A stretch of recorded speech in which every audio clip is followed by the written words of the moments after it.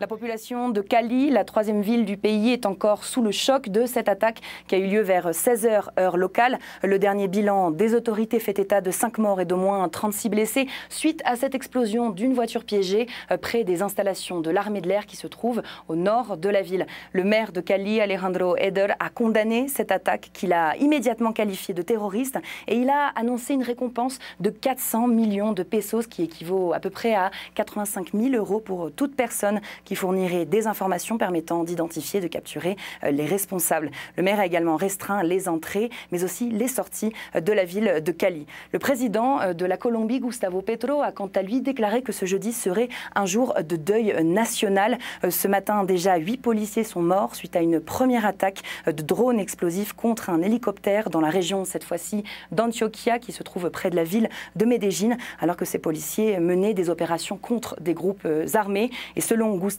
Petro, il n'y a pas de place pour le doute. Ces deux attaques sont des représailles de la part de ces groupes illégaux qui sèment la terreur dans plusieurs zones du territoire colombien où ils se disputent les routes du trafic de drogue.